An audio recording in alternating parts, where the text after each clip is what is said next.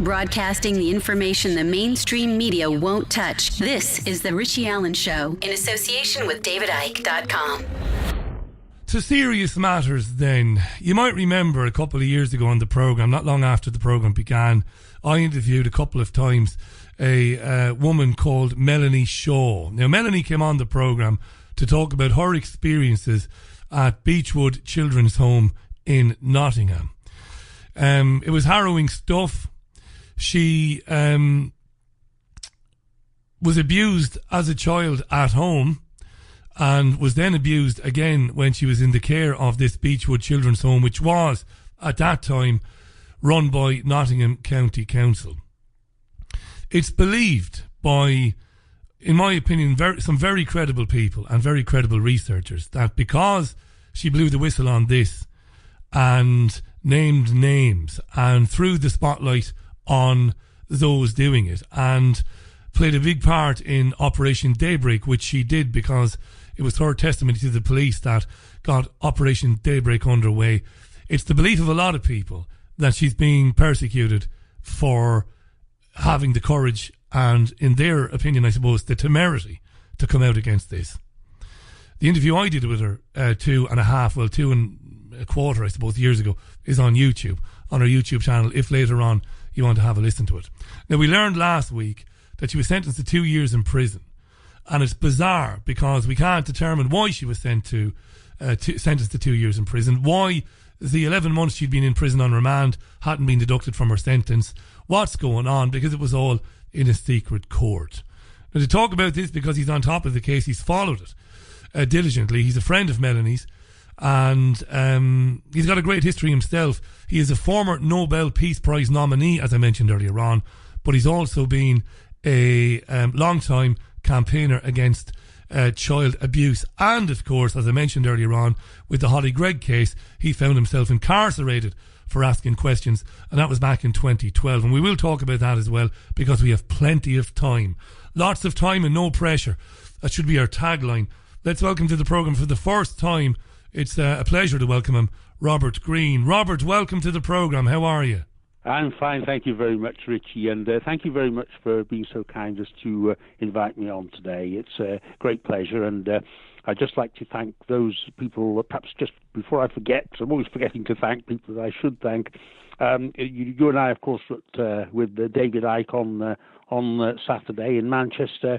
And I'd just like to say, if you're listening, any of those very kind people who came up to me when I was there and offered their support and said they've been supporting the Hollie Greig case for many years, thank you very much indeed for your very kind remarks. I do appreciate all the support that you've given. You've been very loyal and very good, so thank you. So there we are. There's my little thank you. Well, very nice of you to say that, and I'm sure those people you bumped into will appreciate that. It is kind of strange that you've not been on with us over the last couple of years, but I suppose all the better you're on now. Yes. There's a lot going on, Richie, and I have to say you really described the situation with Melanie very well indeed. I can't really add to that. I think there's a terrible thing that's going on here, irrespective of what may or may not have happened, what Melanie may or may not have done. I think the way she's being treated now is absolutely inhumane. It sounds to me something, and I'm not exaggerating, something that the way people might have been treated in Nazi Germany or under the Stasi. It seems totally out of or shall we say, we hopefully out of character of how people are treated in prisons in this country. It seems very serious to me, and the secrecy is the worst element. That, by all accounts, Melanie is not allowed to make connections with independent witnesses. We've got secret courts. She's apparently having mail withheld. So the way she's being treated is just appalling by all accounts. And it would seem that the state is taking action against Melanie because she's been prepared to speak out. And although, again, it's not really my case, although I've spoken to Melanie in the past, as Richie alluded to, the difficulty there is that she really is so isolated, and nobody really knows what has happened, and nobody knows why she's been treated in the way that she does. But could it be that she has been named a few people who the authorities would prefer not to be named? And it's hard not to come to that conclusion, isn't it? I mean, we try to be objective, and I've watched a lot of your videos, and to your credit, Robert, you come at it from a very, I would describe it as kind of a very academic, way. I that's what I get from you anyway, and that's why I was so anxious to get you on this program. Can you tell our listeners what you know about Beechwood Children's Home in Nottingham? What went on there? The sorts of things that Melanie was talking about. Yes, I don't claim to be able to speak with any greater authority on this case, but what I understand is that Beechwood and other children's homes in the area, within those care homes, there was a systematic sexual abuse of many children. And this is what makes the way in which Melanie's being treated even more strange, because unlike some of the other cases, including the Hollie Greig case, it isn't just one person coming forward here. Many children who were in the homes have come forward, and I understand that the Nottingham Council or Nottinghamshire Council have paid out a lot of these people from public funds because of the way they were treated as victims of this abuse. So Melanie's not on her own. She's speaking.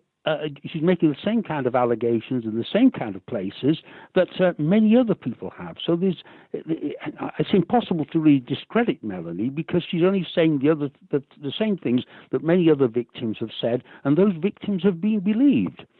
So I think it's a complete mystery. So that's really basically the basis of all this. Obviously, because of the sheer scale, there have been people who have been saying that the number of people abused in the Nottingham area, both in the city and perhaps in the surrounding areas in Nottinghamshire, may well come up to the sort of figure that we've heard about in Rotherham, as far as victims are concerned. So perhaps the authorities really want to make an example of Melanie to stop more people coming forward. I don't know the answer, but obviously the authorities are not acting in an open or transparent way, and they do seem to be bringing suspicion upon themselves. We may be wrong in all this. I may not be right in my suspicions, but why are they being so secretive about this? That is the question. No, you're right. The JFK quote was mentioned by a guest last night. Secrecy is repugnant in a free society. I just want to back up what you're saying there. We can't forget that the last time I spoke with Melanie, she'd been sentenced to time in Peterborough prison for allegedly setting fire to a neighbour's shed. Now, what staggered me, because I'm experienced enough over the years, I've interviewed so many different people, that when somebody tells you something, you take it with a pinch of salt. So when Melanie said to me, there's not even any evidence that a shed was burned down, I took it with a pinch of salt, only to find out that there was never any report made to the fire services in the area. There was no complaint made. They never were called out to any such fire. And, she was banged up for that. And I knew then that somebody had it in for this woman. Yes. I heard the same thing, Richie. That's sort of how I understood the situation. In fact, again, when she was in Peterborough at the Sodexo private prison there, again, she received, it seems, very similar kind of treatment to what is reported she is suffering from at Foston Hall at the moment, HMP Foston Hall, where she is at the moment, which is in Derbyshire, not too far from the Staffordshire border. And when she was, as I say, was following the case, as many of you were, and many other people were, and I heard about that she had a very bad injury on her leg that she claimed was being untreated. And a lot of pressure was put on various people in the government to try and do something about this, including Karen Bradley, who was the Minister for Preventing Abuse and Exploitation at the time. But nothing happened there. And in fact, I got in touch with Sarah Champion, the Labour MP, who has been very helpful in the Rotherham area. It was her constituency where all these terrible things happened to young girls there. And Sarah was very helpful, and in very short order, I got a letter from the Home Office. And in it said, it was 24th of September 2015, and in it said, "I'm very sorry to hear about the case of Melanie Shaw and the sexual abuse she suffered as a child. Child sexual abuse is a reprehensible crime no matter when or where it occurs. The government is committed to keeping children and young people safe from all forms of abuse. We are clear that if child abuse takes place, it must be thoroughly and properly investigated and those responsible brought to justice." Yes, you said that, Home Office. I've got the letter in front of me here. So why aren't you looking into this and looking into Melanie's allegations seriously? That's a question, but that comes from the Home Office directly. I'd also made an effort then when I heard about Melanie's difficulties and health problems. It seemed quite definite that she was not being dealt with properly. So I actually rang the Home Secretary's office. That was Theresa May at the time.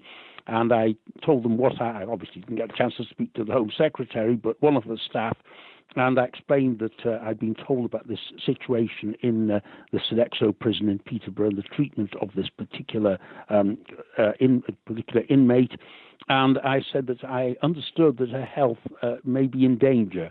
And I made the point then that I said, if now I've told you, if any harm befalls this young lady, if she's taken ill, or if she were to die, which was possible based on the information I've been given, that I would personally see that the Home Secretary would be held responsible for that, having told them about this, if the allegations are true.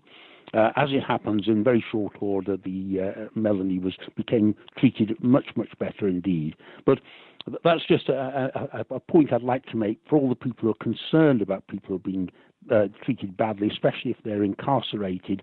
If you learn about not only Melanie but any other cases, please don't be afraid to contact the Home Office straight away and give them the same kind of message that I gave them over Melanie. That's very important. Work. That's very important, that, weight of numbers. I would urge our listeners to email the Home Office and ask about the whereabouts and the health and the condition of Melanie. And I'm glad you mentioned, Melanie obviously has some problems. Look, Yes, well, who wouldn't? That's exactly what I was going to say. Sexual abuse that she suffered as a child. How could you possibly not have problems in later life when those awful things have happened to you in your formative years? Do you know what, Robert? I have no evidence to support this, and it's probably something I wouldn't do if I was on mainstream media, but I'm going to do it anyway. I wouldn't be surprised because she has issues. I wasn't sexually abused, but I was badly physically abused as a youngster, and I acted out a lot into my late teens. I properly acted out, and I was a problem. I never hurt anybody, but I acted out and I caused people embarrassment and problems. And I could see a situation where the enemies of Melanie, knowing what she's going through and her mental condition, would deliberately engineer her into situations where she might say something or she might lash out in order to whip out the handcuffs. There you go, love. Bang, you're caught. You're arrested under such and such a section of such and such a law. And then, and that's why she spent so much time in prison over the last few years. It staggers me, and it's horrible to think this woman has been sentenced to jail for 2 years. And as of today, the 17th of January, Robert, nobody knows for what.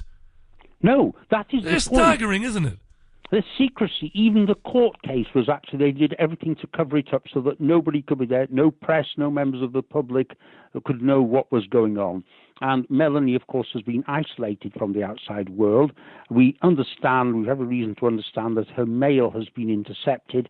And for that reason, some of you, perhaps listeners, may know this already, but we've decided, several of us who've been trying to help Melanie, decided the very best way of trying to make sure that she gets her mail is to route it via her MP, Chris Leslie. That's he's a man, Leslie, Chris Leslie, and his address, it's on the net, and you can find it yourself anyway, but I will just tell you verbally.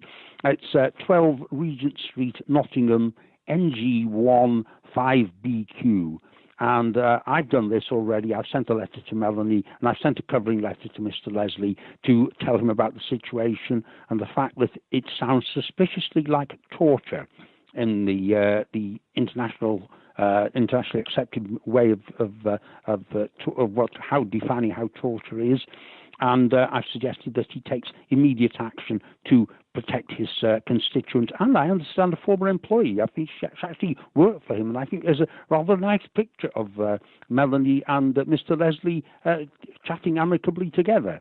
So, Mr. Leslie, if you're listening, or if any of your staff are listening, or any of your constituents in the Nottingham area, I think it's time that you did something about your constituent and helped to protect her from the terrible treatment that she appears to be receiving at the moment, and it is not for the first time.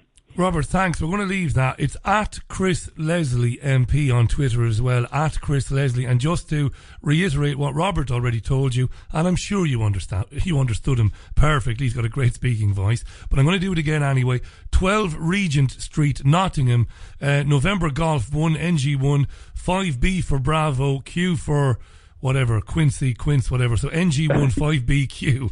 I don't know my phonetic alphabet. I think it's Quebec, I think. It is Quebec. Well done. Yes. No, you're spot on. I think everyone's got the message now. They have, mate. I'll tell you what we're going to do, Robert. We're going to take a very, very quick break, 90 seconds. And when we come back, I'm going to turn my microphone off, and I'm going to ask you to tell your story and the Hollie Greig story as if you're telling it for the first time and nobody ever heard it, because it's massive, right? Actually, that would take me about 5 hours. You can condense it. We've got an hour. We haven't got that long, but no, I'll try to be as brief as I possibly can. I've heard you do it talk before. About what people need to do at this time if they're able to do so. We will do. Right, stand by then. Thanks, Robert. Robert's going to stay with us. He's not going anywhere. We're going to take a very quick break. When we come back, and I know this because I've had emails from people today saying, I'm glad you're covering the Hollie Greig situation, Richie, because I don't know very much about it. Of course, people in the UK who listen to this programme, they know all about Robert. They've seen his story with respects to what happened to him when he was investigating Hollie Greig. They've come through davidicke.com. David reported on Robert and all of that. So in the UK, yes, but outside the UK, a lot of people are sketchy about it, and this is a very important story. So very quick break, back with plenty more on The Richie Allen Show in association with davidicke.com. Do not risk putting another pound in your bank account until you've heard this message. It's Jim Rickards here, best-selling author of Currency Wars and The Death of Money. But today I'm urging you to claim a free copy of my brand new book, The Road to Ruin. Visit theroadtoruin.co.uk for full details now. Inside, I uncover the financial elite's secret ICE 9 plan to take full control of your hard-earned cash. To see how, visit theroadtoruin.co.uk right away. It's not too late to prepare. Claim your free copy at theroadtoruin.co.uk today. Have you lost access to important data from a computer hard drive, mobile phone, or other storage device? Maybe you have a broken hard drive containing years of information, or a smartphone that no longer works from which you'd like the pictures, movies, and chats recovered. If you would like to recover data from any type of digital device, including desktop and laptop computers, external hard drives, cameras, smartphones, NAS, and RAID servers, then contact Data Clinic today at dataclinic.co.uk now. There's a place high in the mountains of Spain, a sanctuary where souls gather from all around the globe to learn about themselves and experience powerful changes in the way we see our world. They become awakened to their gifts and their power to heal others. Become part of this ever-growing worldwide family of unique, pure energy healing practitioners. Discover how amazing you truly are. Go to www.markbayerski.com. It could just change your life forever. And you're very welcome back. It's 4 minutes past the hour. The Nobel Peace Prize nominee a couple of years ago, Robert Greene, is on the line, a campaigner against child abuse. We've spoken about Melanie's show. I've just tweeted Chris Leslie's Twitter handle. It's at Chris Leslie MP, and I've directed you, if you want to ask questions about Melanie's well-being, direct them to Chris. And again, like I said earlier on, and don't think I'm in any way lecturing here, be polite. always be polite and be civil when you're dealing with anybody, no matter who it is. So it's Chris Leslie there. Robert, thanks for staying with us. Good to have you on the programme. I want to hear about, I'd love to hear about Hollie Greig. Who is Hollie Greig, and how did you come to hear about her? Yes. Well, Hollie Greig is a lady of extraordinary courage, staggering bravery. If ever there was a Woman of the Year in the UK, I think Hollie Greig should be in the running. She suffers from Down syndrome, but she's a competent person. She's got a great sense of humour and an incredibly, I can't really find the words to describe properly, but she's got a tremendous personality. As a lot of people who do have Down syndrome have, you know, a lot of people say, oh, that's a really very unfortunate, all the rest of it, but many of them have wonderful gifts that perhaps the rest of us can only marvel at, and Melanie and Hollie Greig is one of those people. I first became involved, although I live in England. I was involved when I was invited up to Scotland to talk about a case I'd been dealing with earlier involving the corruption in the travel and airline industries and involving certain senior officers in the Metropolitan Police and a very big law firm in London. And ITV did a program about it. Only scratching the surface, but a lot of people watched it. And as a result of that, I was invited up to Scotland to talk about that to Edinburgh. After I'd given my talk, the chairman and a few of his colleagues asked me if I could do anything at all about a case in Scotland. And I was told it was one of the most horrific cases that one could imagine, and it concerned the multiple rape of a disabled girl from Aberdeen, Hollie Greig. Now, to begin with, of course, I had no experience of this type of thing at all. I was rather like, I think, most of the people that I've been talking to, or in the early days talked to, in that they found the abuse of children so horrific that they really didn't want to hear about it. And I must admit, I was one of those people before I became involved in this.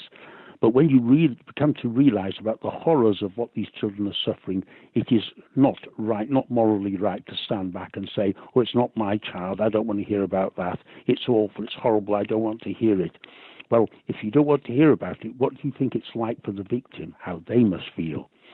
But anyway, as a result of that, to cut a long story short, despite the fact I knew nothing about this, I'd never been to Aberdeen in my life where the offences were alleged to have taken place. But I was assured that Hollie's mother, Anne, had actually been assiduous in keeping all kinds of documents. She tried very hard to seek justice for her daughter and had a number of very, very important independent expert witness documents in support of Hollie's allegations. The problem being that none of the people named, and there were seemed to be 22 of them, had ever been questioned, or hardly any of them had ever been questioned by the police about this matter. So I first of all, I was a little bit reluctant because I thought, well, I got enough on with the case I was dealing with. But I did agree in the end that I would contact Hollie's mother, who had to flee from Scotland to Shropshire as a result of the persecution she was receiving in Scotland. And when I met her, she showed me all the documentation. And it is very important for people who are just listening now, and perhaps a few of the people who perhaps know about the case but are any skeptical in any kind of way, is that I took the case only because of the expert witness documents, which I could reply. If it had just been a matter of Hollie making allegations with nothing to back them up whatsoever, I couldn't really have done anything about it. I really don't see what I really could have done that would be of value. But in this case, the documentary evidence was absolutely staggering. I very much doubt if I really can't speak for anybody else, but I would be astonished if there's any rape victim in the whole of the country who has so much supporting expert witness evidence as Hollie Greig had. Robert, can I jump in there just very quickly? You're talking about medical evidence, right? Yes, I am, yes. Physical evidence. Yes, I am. And as you said, the statements and the testimony of other people. This is very important. Oh, yes. It's not my opinion about this. Obviously, I have a very high regard for Hollie and for her mother, Anne, who's been so brave. But the point is that I was depending entirely on expert witness documents. Now, before I looked at the documents, I was aware of one very important thing that sounded very supportive to me indeed, and that was that as a result of Mother Anne's efforts, Hollie had received a payment from the Criminal Injuries Compensation Authority as a genuine victim of sexual abuse. Now, that is public money, and that is not given lightly. And although the level of proof is not the same as perhaps to convict anybody of criminal offences, it's still quite high. And the authority really has to be satisfied that the evidence is strong enough to indicate very strongly that the person concerned really is a genuine victim rather than an alleged victim, and that is what they had decided. So that in itself, I think, was really rather significant. Now, of course, I have copies of the evidence on which they had relied, and the main evidence was from two people who had been brought in, two experts. One was Dr. Eva Harding, who was brought in not by Anne herself, but by Nicholas Smith, who was the solicitor for Enable, who are the leading charity in Scotland who help disabled people if they have any issues. So they had actually contacted a person they trusted very much, Dr. Eva Harding, and Dr. Harding examined Hollie and gave a very, very detailed professional opinion of what had happened to her. She had absolutely no doubt that she was a victim of sexual abuse. And indeed, although because of restrictions placed upon me, I can't say too much on that, but what I can say is Dr. Harding had actually named categorically two of the people who Hollie had abused as definite abusers. So this came from a very high level indeed. And that document, along with a document from another leading expert, Dr. Jack Boyle of Glasgow, leading psychotherapist with great experience in dealing with victims of sexual abuse, that are also totally supportive of Hollie. And while I'm talking about Dr. Boyle, who I think is generally regarded as one of the finest professionals in the whole of the country on this regard, there is something that I would like to read out that is important to every other case involving child abuse, and it should never be forgotten by anybody. It should be always regarded by any child coming forward, anybody representing children, and it should certainly be held in regard by the police and by the courts. Now, as I mentioned, Dr. Boyle was totally supportive of Hollie, again, as Dr. Harding had been. But this is what he has to say in general, and I will just read this out. In general, the research indicates that children do not make up false stories of sexual abuse, although obtaining information from children with learning difficulties is very difficult. The perpetrator in all cases has enormous motivation to deny and make accusations such as the child is lying, misunderstands normal behavior, or has been primed by mother. So that is the opinion of Dr. Jack Boyle, and that to me means that any child coming forward who's been sexually abused, and I'm certainly sort of looking very hard at the child abuse inquiry certainly in England at the present time, that children who come forward this is the top professional saying that they do not usually make up false stories of sexual abuse. So that logically means that most of the children are telling the truth. And whatever the situation, if that is how the top professional thinks about this, then it means that every single time children do come forward, then at least a thorough investigation is required. And that must apply to every case that comes before the police in this country. You could only conclude what you did conclude based on all of that evidence. First of all, the payout, which, as you said, wasn't, on the lines of the burden of proof as pertaining to a criminal case, but still very significant. Councils and authorities don't give money away, and governments don't give money away to people on a whim. Yeah. So you had that. Then you had Dr. Harding, Dr. Boyle's testimonies, all those other documents. How could you come to any other conclusion than the young girl, heaven help her, was raped? You couldn't. The evidence is overwhelming. And it doesn't stop there. There's more. We had very good reports supporting Hollie in the way that perhaps the police had not handled the case properly from two of the top professionals at the Down Syndrome Association, Susanna Seaman and Ruth Beckman. We also had, perhaps even more importantly, a report from Grampian Police themselves. The investigating officer, when Hollie first made her allegations in 2000, was in fact Detective Inspector Ian Alley. And the letter bore the name of the Chief Constable at that time, Andrew Brown, QPM. And within the letter, it was, again, extremely supportive of Hollie. And D.I. Ali told us that in the letter indicated that all the police officers who had dealt with Hollie regarded her as a genuine person and a thoroughly innocent victim. And this had been supported, as D.I. Ali put his letter, by the Force's forensic medical officer, a lady called Dr. Frances Kelly, who had found for certain, having examined her physically, that indeed she had been the victim of sexual abuse. So this came from the police. So this was all there.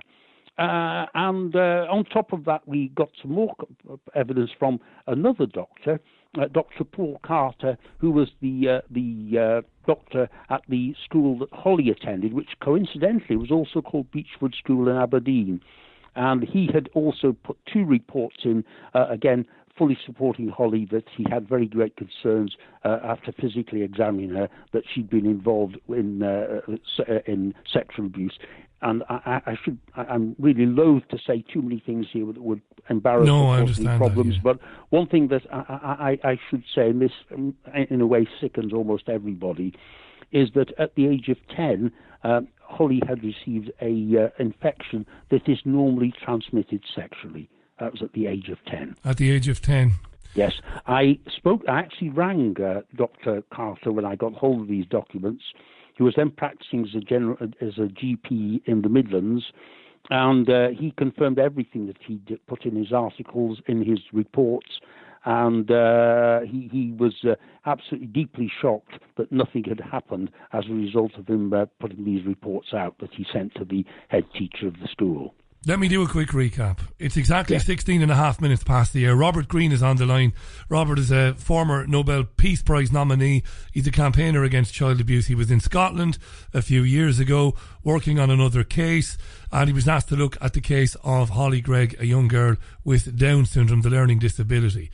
What he discovered when looking at the massive amount of documentation and evidence presented him by Hollie's mother, including that there was a payout made to Hollie because of what had happened to her, the medical evidence, the testimony by Dr. Boyle, the psychotherapist, and Dr. Harding, the police accounts, all of this evidence led him to conclude that Hollie was indeed a victim of rape and sexual abuse.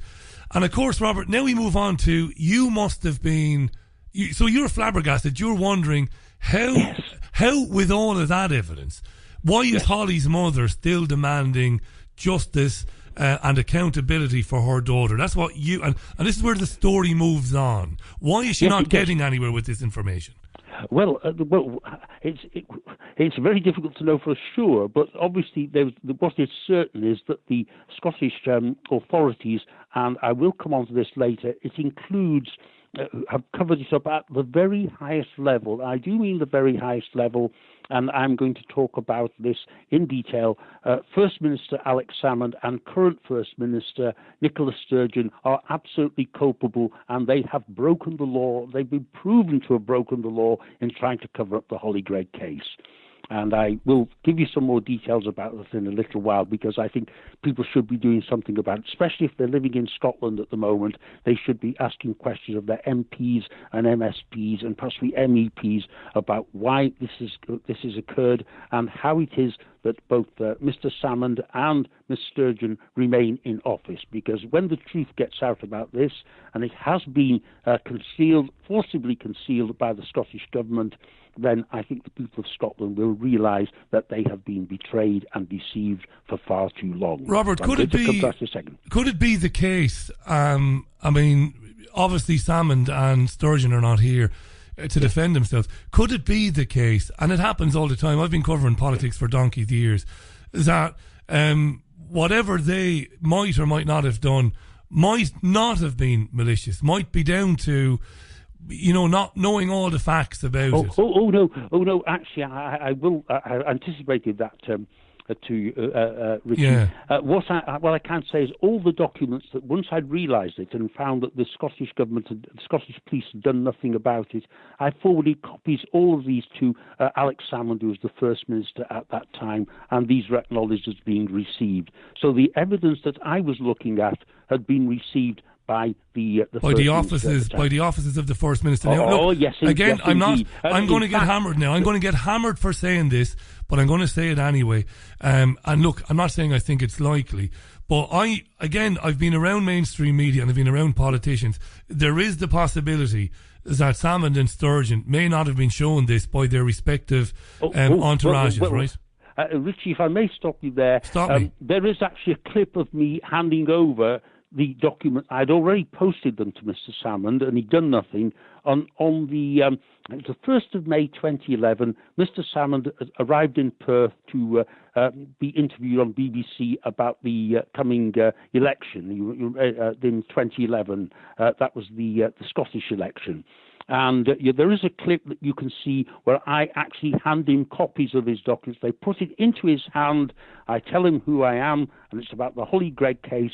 And you will see Mr. Salmond say, "I'll take a look at these." Fantastic, so Robert. There it is. There's brilliant stuff. So you handed them to him. So there's no excuse. Oh, absolutely. He has them. There is no question about his culpability in this. He knows all about it, and he has done nothing. And you've never heard from them since. Yes. So anyway, just before we get back to that, I'm going to read you some documents about. Just before you do, Robert. Just before you do, obviously, because obviously you've handed him the documents, and we know that, and that's a matter of historical fact and record. We will, of course, write to the former First Minister and ask him, has he read the information that you gave him? We know you gave it to him. And if he has read it, could he give some response, give some answer, give us some indication of what he thinks about that information? It's incumbent upon us now as a semi-decent programme to do that, so we will do it. Now I'll shut up and you can talk about the documents. Yes. Well, actually, as it happens, I think while we're just on this subject, rather than go off it and come back to it again a little bit later, I think it's probably best if I give you all the details now, because there's far more than that. On the 3rd of June... a very respectable magazine called The Firm, it's a legal magazine, so it's only usually read by people in the legal profession in Scotland, gave a headline, "Exclusive, Information Commissioner forces government response to Hollie Greig inquiries." And this was published, it's a public document and so forth, and it makes the point that on the 26th of May 2011, the whole of the Scottish ministers, of course led by Alex Salmond at that time, but included Nicola Sturgeon and the current deputy leader, John Swinney, were all found to have breached sections 10.1 and 21 of the Freedom of Information Act for repeatedly refusing to answer questions about the Hollie Greig case. You couldn't have anything stronger. No, you can't. Now, following that, you would have thought the Scottish government would do something about it, but they didn't.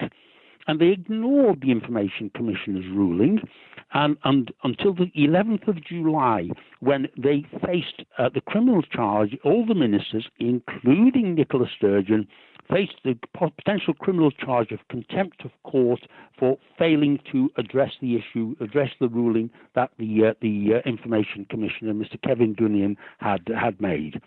And this is also there on the 11th of July 2011. You'll actually see an article, again from The Firm, and the heading is "First Minister in Missing Records Riddle over Hollie Greig Abuse Allegations." It couldn't be more clear. It doesn't end there, because I actually wrote to Mr. Salmond's office in 2014. I kept at it all the time because I knew he was trying to cover things up. And I actually managed to get a copy of a letter that came my way from Mr. Salmond's office, whilst he was First Minister, to his own constituency secretary, Mr. Neil Bailey. And this is what Mr. Salmond said. It was issued by his deputy private secretary, a lady called Lynn Forsyth. and it reads as follows. Dear Mr. Bailey, thank you for forwarding your letter received by Robert Green on the 14th of January 2014, in which he states that Mr. Salmon did not respond to the Information Commissioner's request for information over his conduct over the Hollie Greig case. I would like to assure you that the protection of children in Scotland is a key priority for the Scottish Government. I would also like to assure you that the Scottish Government complied with the Information Commissioner's request for information on the 28th of January 2011. Now, clearly, that has to be incorrect. Yeah, that's a lie, right? The ruling was made on the 26th of May 2011. And I subsequently got a letter back from the Information Commissioner, and this was dated coincidentally 26th of May, but in 2014. Just remember that the First Minister is telling his own constituency secretary that he complied with the Information Commissioner's request on the 28th of January 2011. And this is what the Information Commissioner said to me. I've got the letter in front of me. As I've indicated previously, the information was requested on the 28th of January 2011. The requester subsequently sent a reminder on the 13th of February 2011. As no response had been received, the requester asked the ministers to carry out a review of their failure to respond on the 10th of March 2011. It could not be clearer. Mr. Salmon has even lied to his own constituency secretary about this appalling case. It's staggering stuff, this. It is. Now, particularly for people who haven't heard it before, of being course. Involved in the media, why that was not the number one story in the Scottish papers. Can you imagine the First Minister and all the cabinet breaking the law over the rape of a disabled girl and facing possible criminal charges, come within 24 hours of being charged, and it doesn't get in the press? Why didn't it get into the press?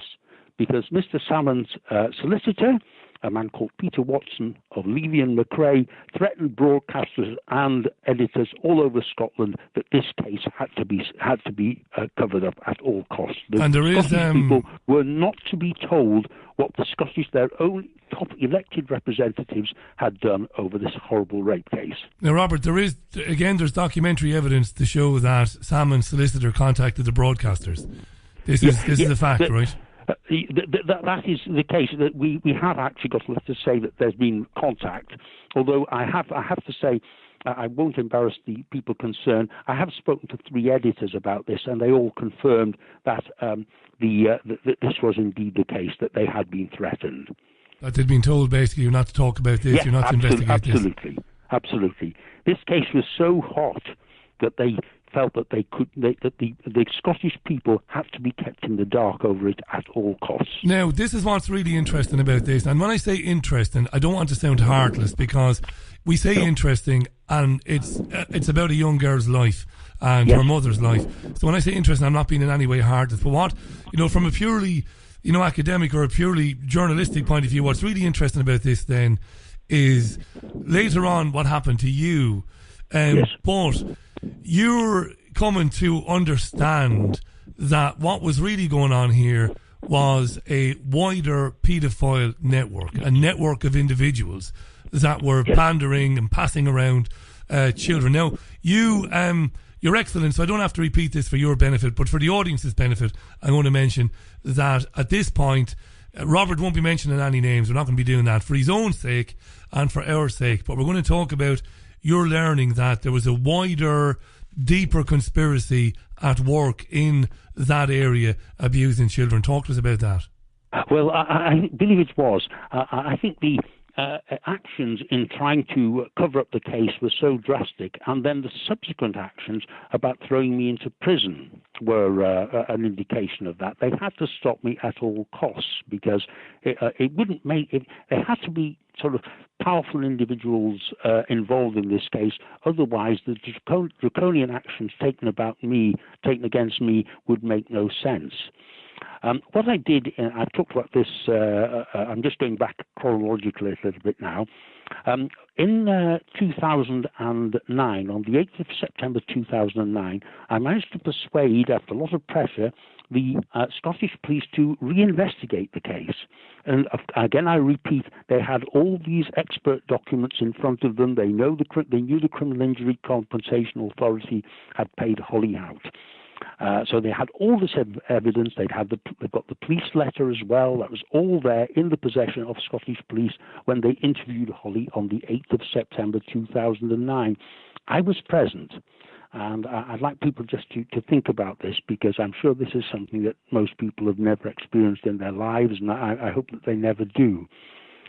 I listened to Hollie Greig being interviewed for 3.5 hours by the police. It was held in Shrewsbury because the Scottish police came down, but because they were living in Shropshire at the time, they came down to interview Hollie. And the interviewing officer was DC Lisa Jane Evans. And over that period, Hollie was absolutely magnificent in naming and giving locations, precise locations of the people who she alleged had assaulted her. And of course, by this time, the police themselves had a record to show that the police themselves regard us as an entirely innocent victim. So they knew at that time, if there's a victim, there's got to be at least one perpetrator. At least one perpetrator. Robert, let me jump back in. Tell us about that testimony, without obviously, of course, again, naming names. How did it sound to you listening? How did she sound? In terms of what she was saying, the credibility of it, did it sound natural to you? Was it absolutely something that you got? Yeah, go ahead. Yes, that's true, Richie. You see, of course, I'd heard Hollie. Hollie had done a few interviews before, including some with the media, with the BBC, who were going to do programs about it until they got threatened. But Hollie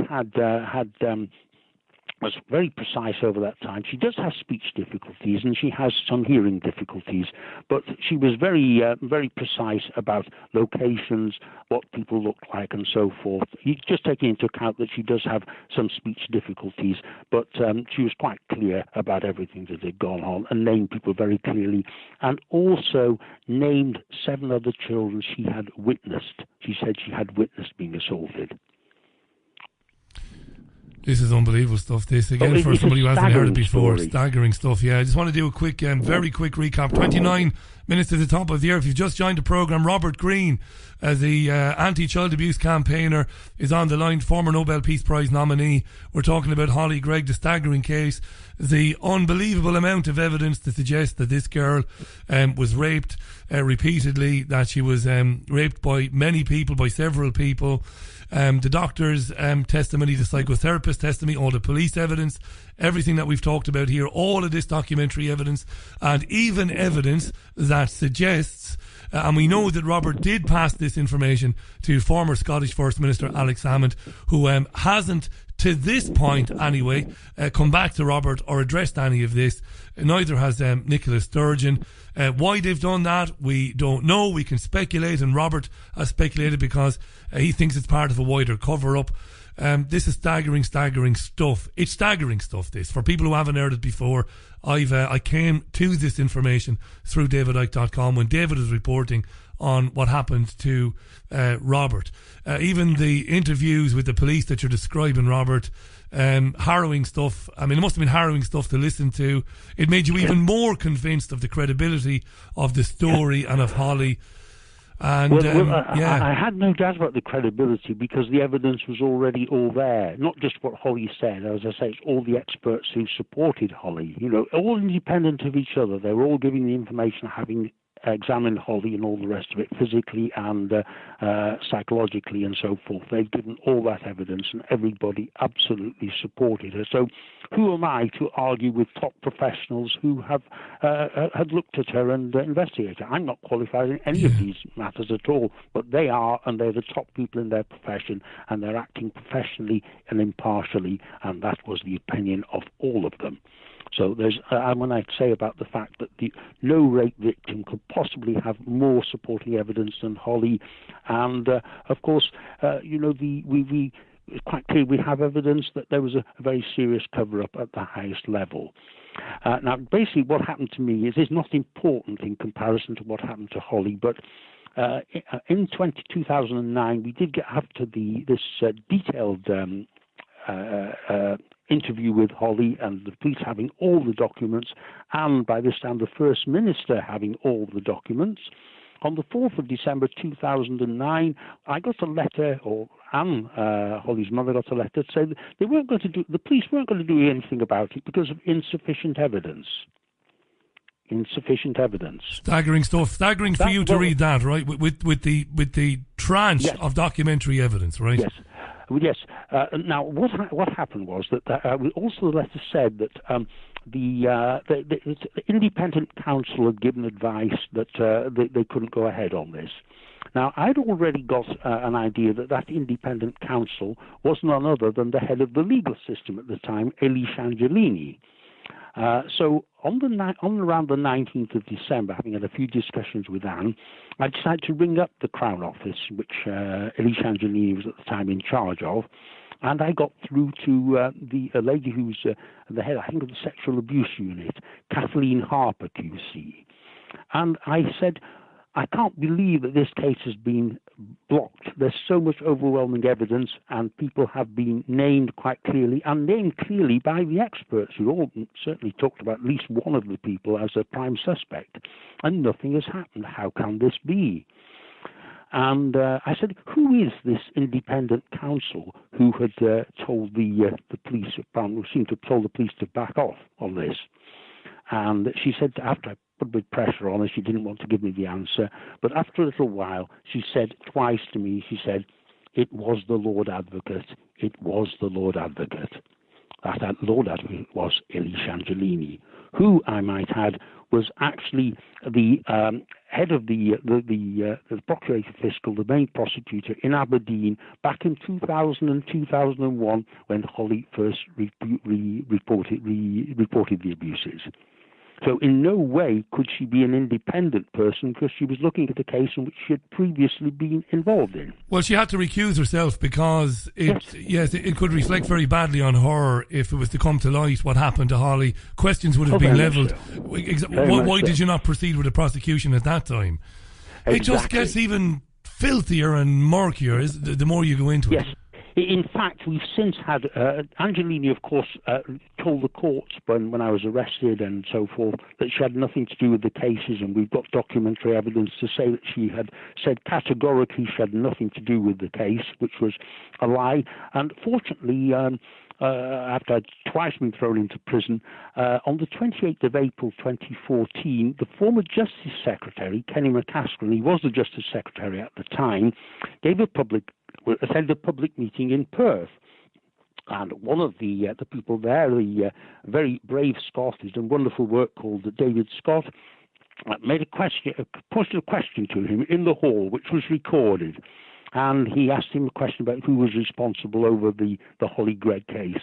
And Mr. McCaskill, to everybody's astonishment, said it was Elise Angelini. She decided the allegations were false and this case should not be taken forward, which only corroborated what Kathleen Harper, QC, had told me several years earlier. Consequently, Mr. McCaskill actually wrote to my MP, David Mowat, in relation to that, and later I had a letter in writing from the Criminal Directorate in Scotland confirming exactly what Mr. McCaskill had said in Perth on the 28th of April 2014. So we have all that. I mean, it is just absolutely staggering, the documentary evidence that we have to support this. How difficult was it for you? I know you're very, very decent, and I've again looked at I spent a lot of time today going over things, and there's no sense of you in any way trying to get any publicity for yourself. There's no sense of that at all. None of it. No, that can I finish that point? Just let me finish that point just very quickly, because it's an important one to make in an era when independent media people often use people like Melanie and Hollie and others as their props to further themselves. This is not you. And what's staggering about that is you've never looked for any sympathy, or you've never screamed from the rooftops about your own incarceration. But how difficult was it, though, Robert? To be put in prison for asking questions, really? It was hard, but because I got incarcerated because I couldn't get any politicians to support me on this. I was obviously trying everything to get it. We did get some publicity from the News of the World, the old News of the World in Scotland. An article was published on the 19th of April 2009 by James Mulholland. And the Shropshire Star, which was Hollie and Anne's local paper, also did some useful pieces. And there were some useful pieces from my own local paper, the Warrington Guardian. But generally speaking, the media seemed to be frightened about doing anything like this. The BBC promised to do something about it, and were warned off. That was back in 2009. And what I did when I found that the Scottish police were not going to do anything is I stood for Parliament. I decided to stand for Parliament in Aberdeen South. I'd never been to Aberdeen before, and for the 2010 general election. And I subsequently, in February 2010, there's a 2010 general election. Because nobody knew me and nobody knew about the case, because there'd been more or less a blackout on the Scottish media on it, I went to Aberdeen and couldn't get any of the other candidates to speak about it. I went to Aberdeen and I said, I have a press conference, any media want to come, any people in the public would like to come and talk to me, ask me questions, see if they like me or believe what I was saying, please come forward and talk to me. And I made it plain that I would be at 10:30 in the morning outside Marks and Spencer's on Union Street, which is the main street in Aberdeen. But just before I got there, I was suddenly pounced on by two plainclothes police officers. They put handcuffs on me, threw me in the back of a police car, and then took me to the police station, and I was held in solitary confinement without any legal representation for 4 days and charged. That's disgusting, isn't it? It is astounding. I asked for legal representation. They said they were going to charge me, and I said, well, surely my human rights are being infringed here. I'm in an alien country with no one to, no witness, no independent witness, no solicitor. And one of the policemen made the statement that has lived with me ever since, and he looked at me coldly and said, "This is Scotland. And don't you come here talking about human rights. We don't have them here." You had to listen to that sort of garbage. Yep. So there we go. That was the first time. And I have to say, I was again. I kept at it, and again I was grabbed from my home in Cheshire 2 years later and thrown into prison again. That began because I was pursuing Mr. Salmond for his failures, basically. And at the time when I was in prison, that was the time when I got the commendation to be the Nobel Peace Prize, which you mentioned earlier on. Now, I'm not one to read about because it's a bit flattering. It embarrassed me a little bit. But I will read you some of the points that were made, not necessarily to do with me, but because of the failures of the Scottish establishment. And I'll just briefly give you a paragraph here, which I think is very important. It comes from a senior member of the House of Commons whose identity I still don't know. I'm not supposed to know, and quite honestly, I can tell you truthfully, I still do not know who it is. But this is what he or she had to say. Even as I write this nomination, Robert Greene is in prison in Scotland, having been arrested for at least the third time by Aberdeen police on the 13th of February 2014. These repeated arrests have been despite the fact that all Robert Greene has campaigned for is for Aberdeen police to do their job and properly investigate Hollie Greig's allegation of child sex abuse. A matter of great urgency, since whoever abused Hollie Greig is likely to be still extensively abusing other children. This is the word of the MP. He also goes on to say that the disturbing pattern of repeated arrests of Robert Greene by the Aberdeen police suggests that the arrests are a means of obstructing and stopping Mr. Greene's campaign for the abusers of Hollie Greig to be brought to justice. Contrast the speed and intensity with which the Aberdeen police have pursued cases against Robert Greene with their sheer reluctance to interview the suspects and victims named by Hollie Greig. Consider also the fact that if Hollie Greig's allegations are true, then there is a fairly large number of child abusers who are left free to continue abusing other children in and around Aberdeen and perhaps further afield. Those are the words of the MP who put me forward for the award. He couldn't be more blunt, could he? Couldn't be any more blunt. And of course, our listeners will want to know, obviously, a couple of important questions. One is the well-being and the whereabouts, if not geographically, but whereabouts in terms of, are they okay? Are they comfortable? What about Hollie and her mother today? I understand they are. I believe that they are living in Shropshire and are in safety at the moment. So I hope that the ordeal for them is finally over, but of course they have not obtained justice yet. And I have to say that throughout the campaign, when I was helping Anne a lot, Anne was very unselfish about this. Of course, she wanted to protect her daughter first of all, but she said the main thing is, she says, Hollie to a certain extent is safe. We hope nothing will happen to her again, but I do not want any other mothers to have to go through what I have had to go through. These people should be brought to justice. Can I just say something which has been on my mind when we've been talking about this? Yes. Because of we've covered forced adoption on the programme. Isn't Anne somewhat fortunate? And this is in no way now to cast any doubt on Anne's what Anne has said, because I believe it, having looked into it. But isn't she lucky that Hollie wasn't taken away from her? Yes, I guess she was, actually. There is a little bit more that I can't say on publicly about this, but let us say she was lucky, though there was an attempt to take Hollie away from her, which was very sinister indeed, I have to say. But I can only say a very limited amount about that because of legal reasons. Robert, you believe, don't you? And I've interviewed people on this programme who share your belief. You believe that currently, today, very early into the year 2017... Yes. Hello? Yeah, sorry, something happened there. Yes. There was an extraordinarily loud noise on the line all of a sudden. Oh, right. Oh, well, it's probably it may be the Scottish police or somebody representing Mr. Salmond who doesn't like what I had to say. Well, that's staggering because... do you know what? I'm going to declare this. That was a third-party interference on this phone call. Right. There's no doubt in my mind, right about when I was going to ask you. And it nearly blew the ears off me because I'm wearing cans, obviously. Right. And it's nearly blown my ears off. Right. I'm a bit absolutely shocked there. I've never experienced that before.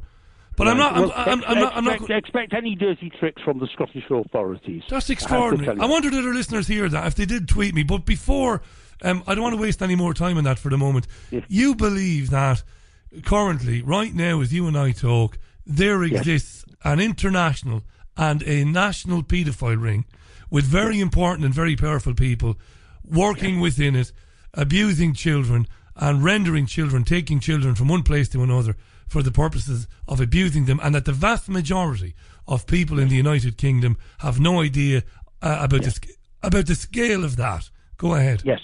Well, that is so, and I think that is probably the case. I think it's difficult to actually say that is not the situation, because obviously there've been great pressure on all sorts of people who've tried to speak up. Look at the Jimmy Savile case.